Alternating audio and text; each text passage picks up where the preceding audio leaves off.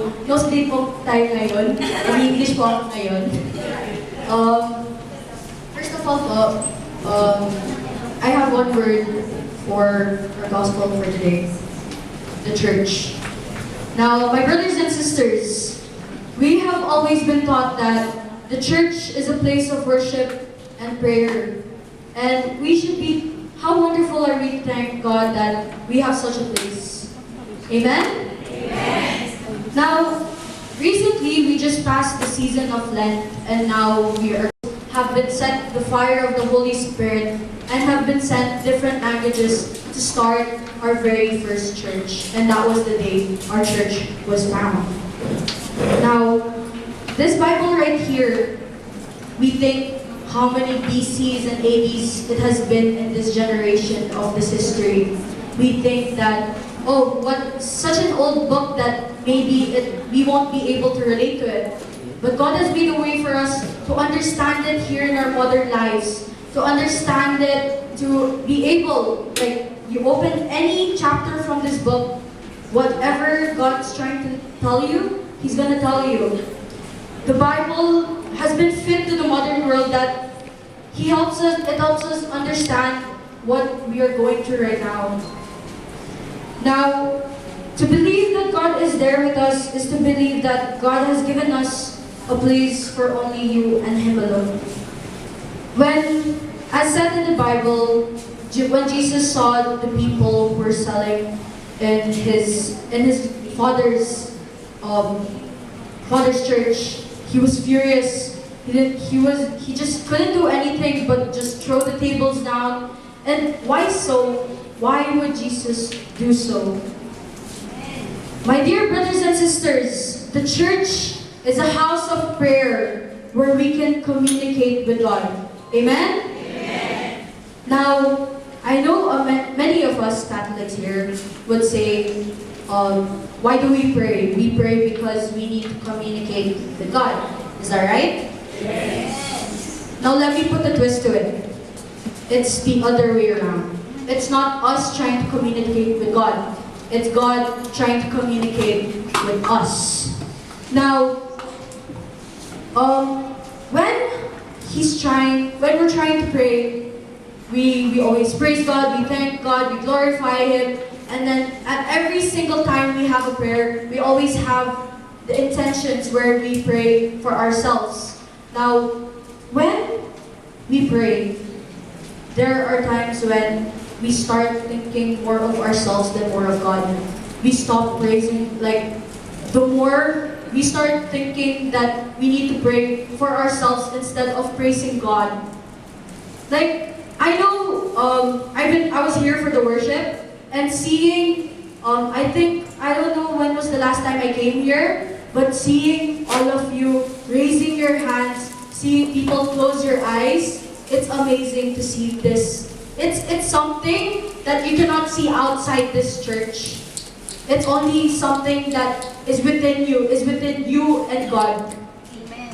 Now, I know just recently, I think last year, our Adoration Chapel has been built. Now, why is it built? Right, we see a lot of people, they don't pray aloud, right? They do not sing the Hail Mary, Our Father aloud, right?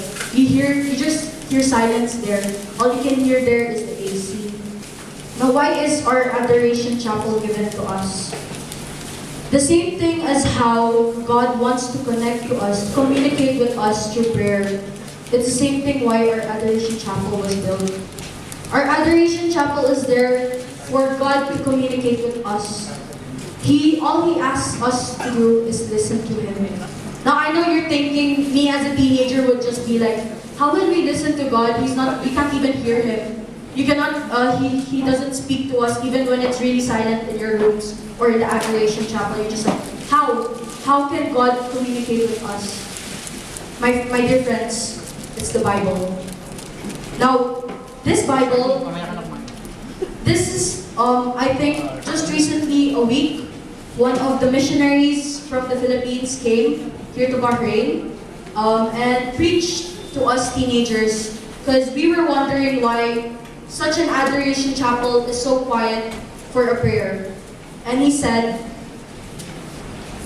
you all should listen to God.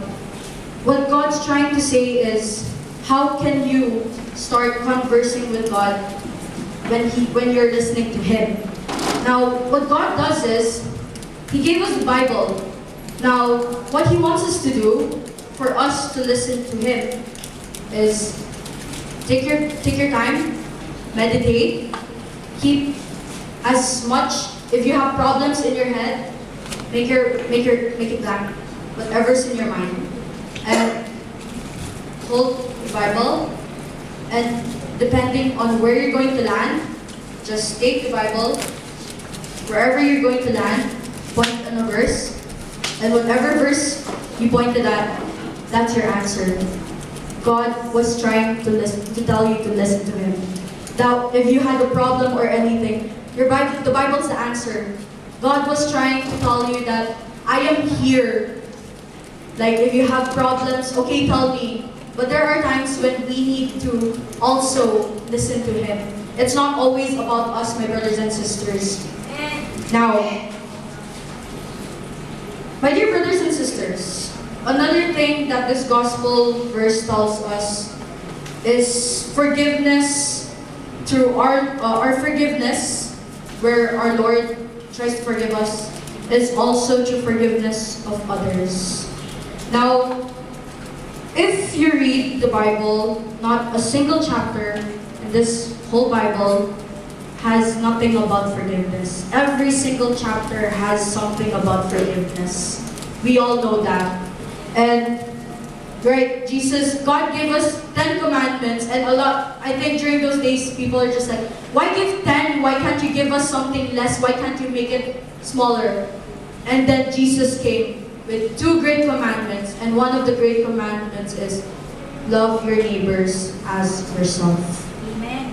God forgives us through us forgiving people. How can we become sons and daughters of God if we don't forgive others?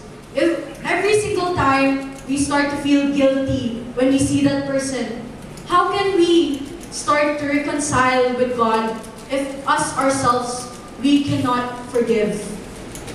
God, we know that God is a forgiving God. Amen? Amen. And why so? Why shouldn't we follow what He's trying to tell us? Why can't we forgive? Now, a lot of I think I was searching through Facebook and I saw this video. It was a survey. This guy randomly goes to a person and he asks first, do you know the closest hamburger place here? And they would reply, maybe it's there, maybe it's there. And then he asks another question, do you believe in God? And the people in this video, their response was incredible because they said, I believe in God, but I don't know why I should believe in God. They don't find any reason why you should believe in God. Is it because we can't see Him? Is it because His miracles are just unbelievable that it starts to just come in your head, oh, maybe it's just not true, that we start thinking of theories of science that, oh, maybe this is true, that's why we start going away from God. Well, there's this story about Einstein. I'm pretty sure you all know who's Einstein, right? A very genius guy. Okay? So, when he was young, his teacher asked the whole class, do you believe that you can see God? And everyone's just like, no. Can you touch God? And everyone's just like, no. Then the teacher's like, then there's no God, since you can't see Him and touch Him. Now everyone was confused now because they all believed in God because it was a Catholic school. He entered a Catholic school. And then Einstein went up to his teacher and he said, can you touch your brain? He said, no. Can you see your brain? He said, no. Then you don't have a brain. Exactly. Science can trick you in many ways. That's why there are theories such as the horoscope, the zodiac signs, especially in Facebook. Trust me, do not take those apps. Trust me, they're not true. Okay? Because God wants us only to believe in God.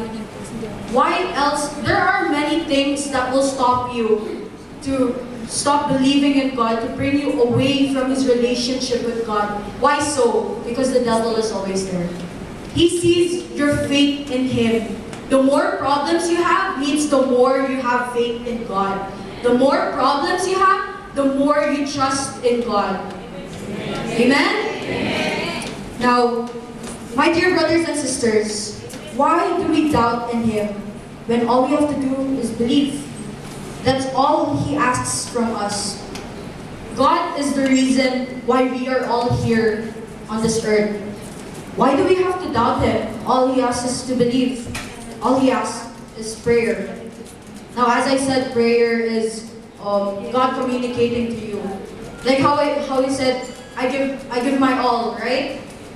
We do that. We surrender to God because we know we have a lot of burdens in our life. We know that there's many things that can stop us from believing in Him. So we pray to Him because we believe that He's there. Amen? Amen. Now, there's a saying that we only pray to God when we are in need. And when we are not, we just think He's not there. We think that we need to pray to God only when we need certain blessings. But the question is, do we ever pray to God because we listen to Him? Now, I'm pretty sure El Shaddai has been saying, read the Bible every single day because you're gonna learn, no matter how much you think you're smart, if your IQ is 180, no matter what, the Bible has something to teach you. Amen? Now, there's this story, okay? There are two men. One's a prophet, and one's a tax collector. Now, the thing is, one day, both of them are praying at the same time. Now this prophet, okay, he prays aloud, worships God, he asks for things that he needs, and he's like, I praise you, Lord, I glorify you, Lord. And then he gives all his money to the charity. And now this tax collector, he comes up in front and he says he doesn't know how to do a prayer properly. All he says is sorry, and he gives some money that he has to the church. Now, who do you think was the one that God forgave? Tax collector. Why so? Why with such little money? Why with such little prayers? Why with such just a sorry has God forgiven him?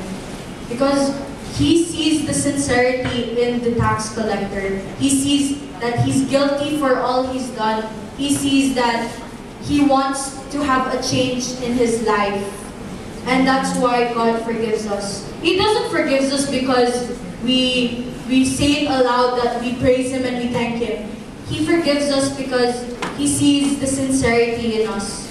He sees whether we really praise Him or do we just do it for the fact of showing off.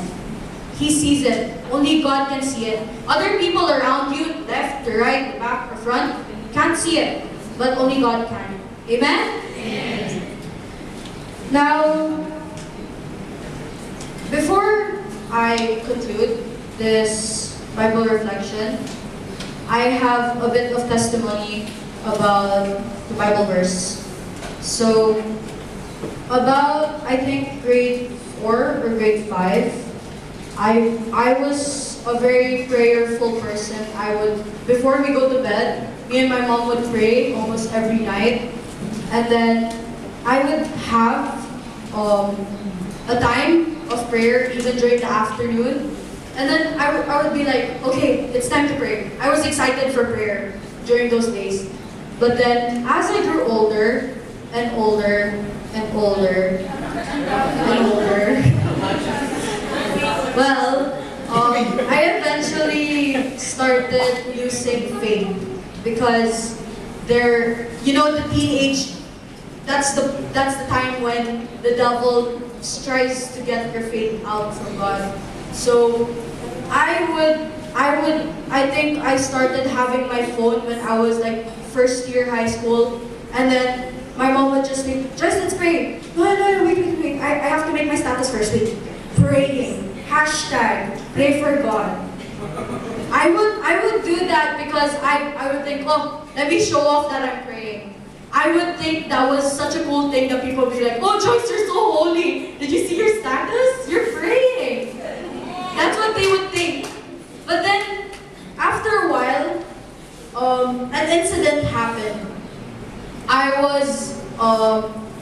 think I was coming back from home, and there was this guy who threatened me that if I don't give my name, my school, and my number, he took out the knife and he kept it here in the diaphragm, and he's like, I'm gonna kill you at this moment. And that wasn't the first time that he came to me. I think that was like the second. And all I could do was, I was really shivering. I had nothing in my brain. I didn't know what was happening. I couldn't talk. I couldn't even ask if he could like stop what he's doing, like even beg that what he's about to do. But one thing that was in my head was I should pray. Not to pray because for my safety, not to pray that I would be safe at the moment, but I was praying for my parents that if I was gone, they would still be safe. If I were gone, they would still have a good job. If I were gone, it wouldn't be depressing because I don't want them to be in that way. I didn't pray for myself. That's what situations can do. That's what prayer can do to you. You start thinking of God and others instead of yourself. And that moment, I started praying the Our Father and Hail Mary. And before I got to the Glory Be, our neighbor who was a Navy came up and he was like to the guy, what are you doing? And I was able to escape because of a prayer. And that kept me traumatized till I think we transferred to Moharang. Because I was scared to even throw the trash every single time. I think even till now, when my mom tells me, go throw the trash, I'm like, no, let Dad do it. I don't want to do it because I have this feeling that it will happen again. I don't have trust. And then suddenly, my mom told me to clean up the house. So I was feeling good that day. So eventually I ended up like cleaning also the altar. And when I did so, I found this booklet that I never knew existed. And when I opened it, I started crying because I saw the old self of mine that wasn't in me right now. I saw the prayers that were so sincere of a 12-year-old in the 5th grade that I didn't see in myself right now. That makes me realize how much prayer is so powerful. I didn't see that book until I turned to the situation of what happened. It was amazing on how life can change in this moment. And I think about 5 months ago, I came back to El Shaddai because my mom was here. And during the time I came was, I think during the sharings or the talks. And during those times when I was still young, I used to be really young, like Kaylee young. And I didn't really like to listen to the talks. We would like go at the back and we'd start playing. But then when I came back, around the age of, at this age, at 15, I'm like, why don't I listen? I listened for the wives and talks, why don't I listen for this one? I listened, I sat there, I listened, and I'm just like, what was I doing this whole time? Why didn't I listen this whole time? It's amazing how prayer from before to now can change your life. You do not know what you have been praying for before. If you see your old self from what you are now, you can see a change. But then there's one thing that's never gonna change. God being carefree. Amen? And now, because of all the prayers, I've been praying so hard. I've been going through a lot of troubles that my parents do not know because I don't want to trouble them. We've been given. Why are you crying? Oh, don't cry, mommy. I'm crying too. We've been given. I've been praying so much because I've been through my whole life. I've been here in Bahrain, and there was one time, I think when I was 13 or 14, where I'm just like, Lord, hindi ko na kaya. I had so much troubles during my high school that I started crying when I was in bed, and my dad would think that I'm sleeping, but the truth was I was actually crying because of all the troubles. I didn't want to trouble them even more because I know that I've been already so much trouble to them, especially with the school fees and everything, and I start even to do activities just to put up my levels in school academy. And because of that, I told Lord, hindi ko na kaya to. I need some release. I don't care if it takes years before you give me that release. And now, in June 5, we're leaving for a new journey in Pinas, and thank Lord for that. I told my mom, Ma, kahit nasa Pilipinas tayo, Ma, YFC, El Shaddai, mag-a-attend pa tayo, because that is one thing that's gonna keep us together. Because keeping us with the Lord, keeping us strong, having faith in the Lord, kahit may money problems tayo, kahit may problems sa love life, kahit may problems kung saan, the Lord is just gonna be there for us, Ma. Because I know that I can trust my mom so much that I start hiding things from her. I just say to the Lord, pero the Lord finds a way for me and my mom to connect through El Shaddai and YFC. And because of that, I am here to preach God's word. Because I am here for my mom's and dad's sake. Because I want to show them that I'm not only this regular teenager who believes that God is there. I want to show them that I too, soon, even if I finish like my college, I soon too want to become a missionary and start spreading God's word. Because what is there wrong to spread God's word, right? Amen? And because of that, I am here. This is the start of my beginning to preach. This is my first time in El Shaddai, but soon, not only this, but also to the rest of the Philippines. And in this way, God be praised.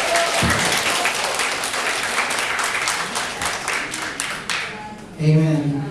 Thank you, Sister Joyce. Tumutulong aming dugo sa ilong at ang aming luha sa aming mga mata. But actually, listen, no? You have just heard the skin deep, no?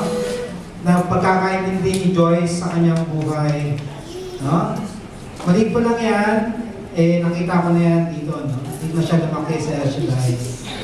And yung mga nakamalapit sa kanya, like Sister Cora, Sister Paz, no? And all the members na nakakakilala sa pamilya nito, hardship all the way.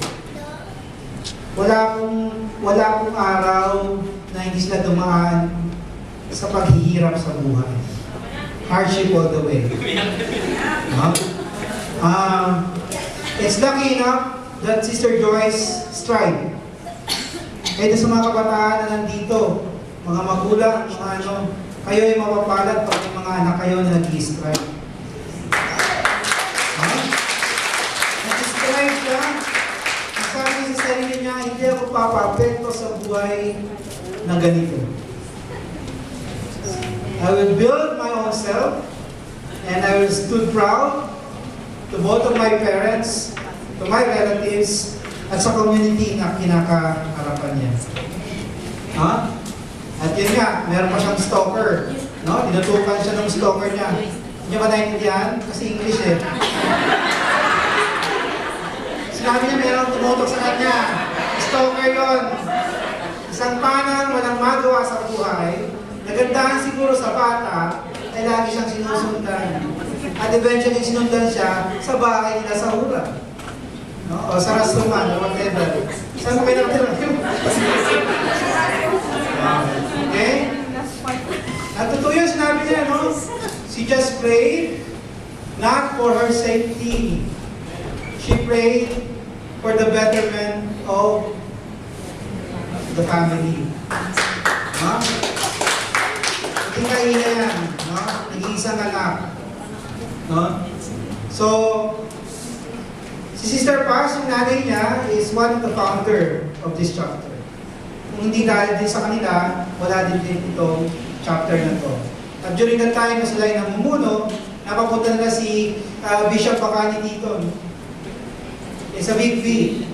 So, this family, although minsan na natin siya nakikita, is very dear to us. No? Joy is very dear to us, Sister Paz, no? Brother Mar is very dear to us. No?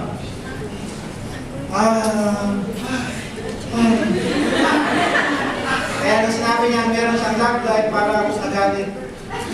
Dahil para ko nang naging anak yan, no? Nakita ko lumaki. No? Yung feeling na malaki na ang aking anak. No? Kaya nakita kong babae eh. Ayaw kumari yung feeling na love life. Yung life life, gusto ko sa sumangain ko yung love life. Amen? Amen. Ha? So palapakan natin si Sister Joyce. At isa lang naman ang may tutulong namin sa iyo is to pray for them sa kanilang bagong journey. Kasi nga hindi siya maiwanan ng kanyang nanay. So uuwi siya sa Pilipinas to learn college. No? Mag-architect raw siya. An architect preacher. No? Sabi ko yan ha. Okay. So nasamahan siya ng nanay niya. Yung nanay niya magkatayo ng restaurant business. Samahan natin sila ng prayers. Samahan natin sila ng saya at tuwa sa kanilang new venture sa Pilipinas. At alam namin, hindi kayo mapabayaan ni Yahweh at sa kanya Yeso Cristo. Kasi CFC member yan eh. CFC. Amen. Para pa natin. Okay. So last Friday, tayo ay napunutan no, ng groupings. At yung aking buting may bahay, pinamigay sa inyo yung listahan. Please correct. Kung meron dapat i-correct, ilagay yung index, ilagay yung numbers.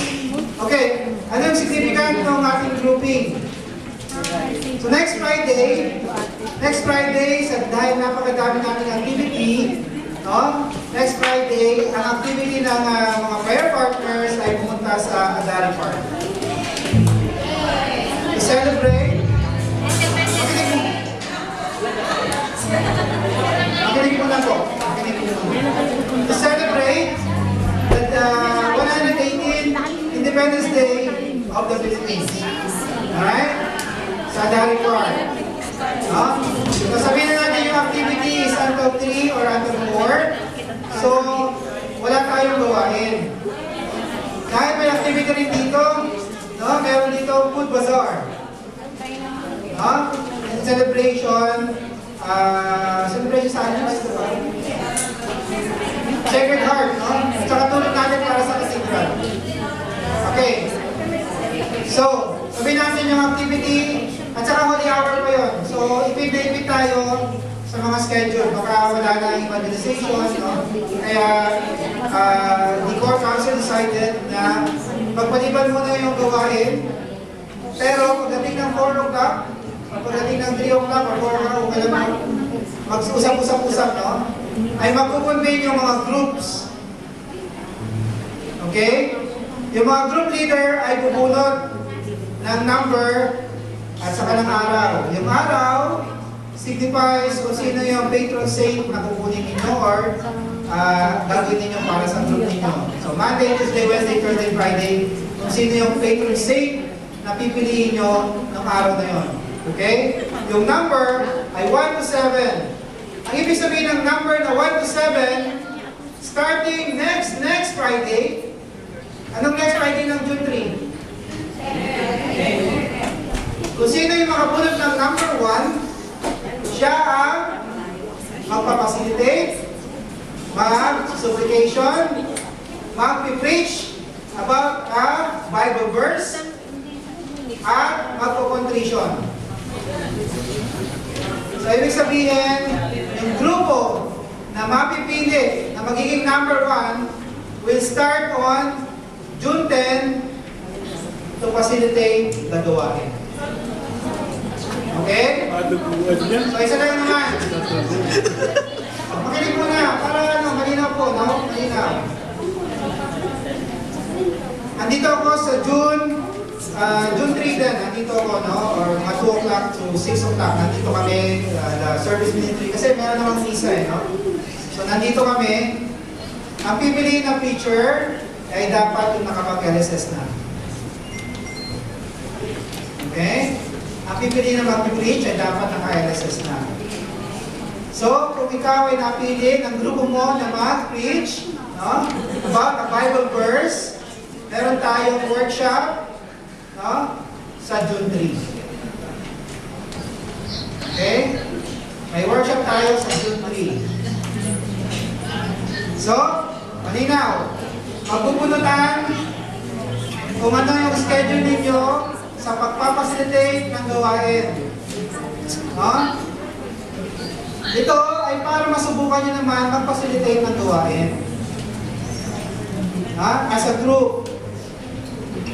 Okay? Yung praise and worship, ganun pa rin yun. As per kung ano yung naka-line up, no? Huwag nyo i-detach yung sarili. Hindi, mag-ano kami, mag-facilitate kami. Dapat hindi rin ako kasali sa, continuous kung sino yung mag-praise and worship. Walang problema doon. So sa group, facilitator. Facilitator. Siya yung mag-opening prayer. Siya yung mag-contrition, magdadasal bago magbasa ng gospel. Siya magbabasa ng gospel. At siya ang mag-supplication. At siya rin ang mag-preach. Ang ibig sabihin, pag-usapan niyo sa grupo kung paano niyo gagawin yung evangelization. Pwede kayo mag-dramatization. I-drama ninyo kung ano yung verse. Alright? Kung napili ninyo ay prodigal son, huwag nang piliin lahat ng prodigal son. Puro prodigal son na lang kayo. Kasi yun ang pinakamadaling i-play. No? Kung gusto niyo naman na awitin yung verse, pwede niyo awitin yung verse. Alright? Kung iba yung mag-verse, iba yung mag-preach, nasa inyo yun as a group. Naintindihan? Group leaders? Okay, lahat ng group leaders, lumapit sa akin. Yellow, green, red, purple, blue, orange.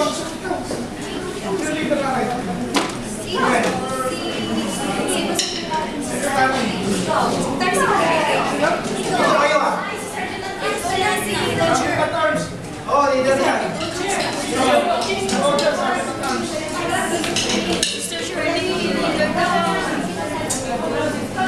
Ayan. Dalawa pa.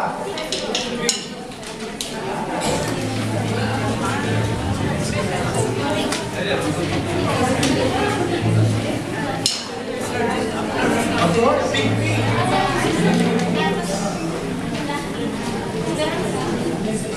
Okay, yung walang group mamaya, no? Kaya ito.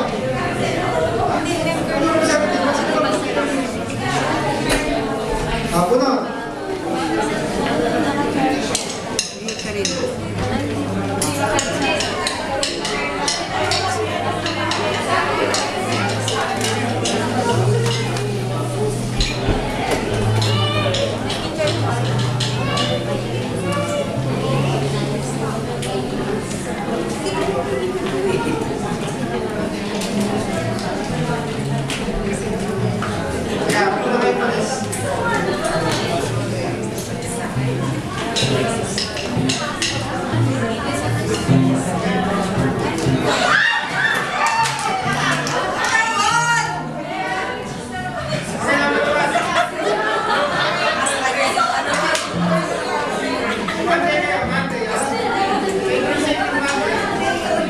Nakita niya yung...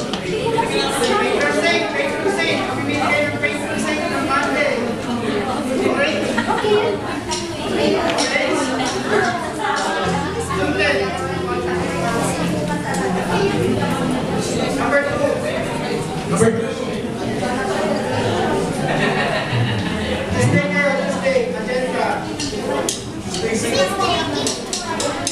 Sa mga saints, pwede po kayo pumunta sa Catholic.org para makita yung mga saints meeting. Meron po doon. So, pwede kayo pamili.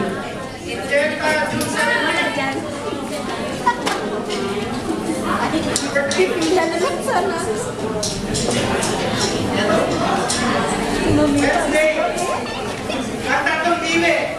Tatlong baby. Takwan mo si Mami na. Ikaw na? O, ikaw na. Maging preacher of the day. Sabi na, ikaw na. Kaya mo.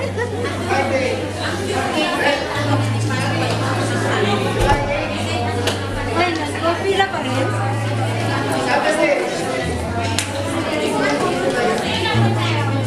Yan nga pala. Isa kami niyan. Sama ka lang ng Friday. Masasabi mo na lang dito. Ganon. Ikaw na kumirma dyan.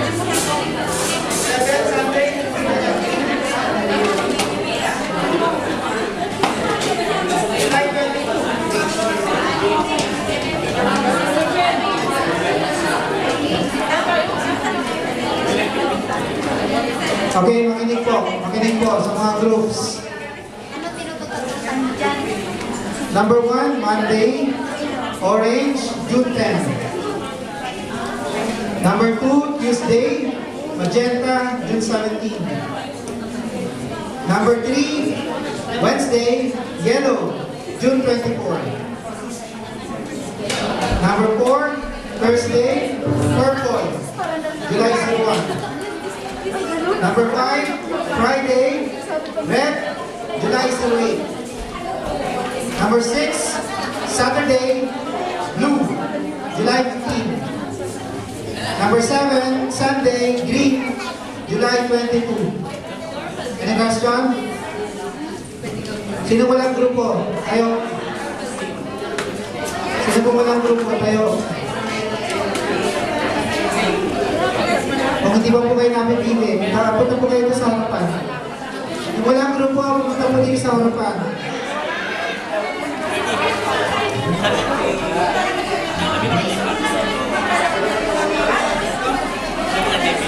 Kung walang grupo, pumunta sa harapan. Stay kayo? Brother Lee, kung anong master kaya? Bakit pumila po kayo? Pila po kayo, pila. Pila po kayo. Pila kayo. 1, 2, 3, 4, 5. 6. O yan, ikaw, tama. 7.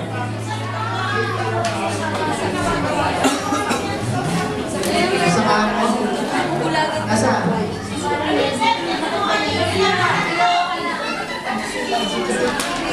Sige, saan ko yata? Kapili na siya ng ano. Okay. Kayo po ay sa Orange. Orange. Ayun na kay Sister Rose. Sister Rose. Kayo po ay Magenta. Tuesday group. Magenta. Kay Sister. Kay Sister Jen. Sister Diday. Yellow po kayo. Yellow. Tipo. Yellow po kayo. Yellow. Sila brother dyan. Sino ang leader ninyo? Si Brother Paul. Ay, ihihin mo na ako. First day po, number 4, Purple. Purple, ayun, na Sister Grace. Sister Alice. Red po po, red. Yes, maglantay po nga nasa red. Kay Brother Chris. Kay Brother Chris po. Brother Chris, red siya. Kayo po ay blue. Number 6. Yan po yung blue. Kayo po ay green. Kay Sister White. Sa ating Sister White. Ayan. Okay? Pag hindi pa po kayo namimili, ano po kayo, no?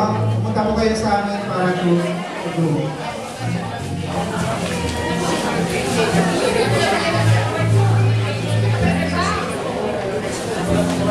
Okay na po? Any question? Any question?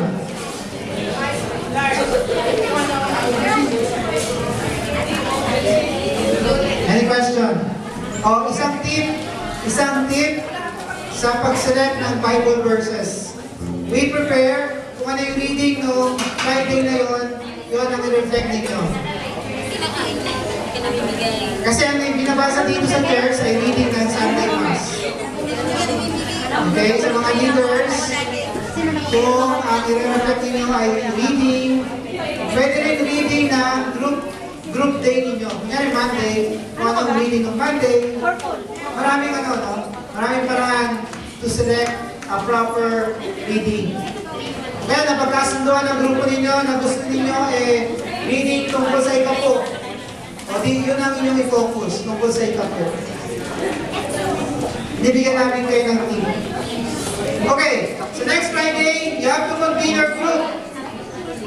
Next Friday, kayo na mag-usap kung anong oras kayo magkita-kita dito sa Secular Church, St. Lawrence Hall.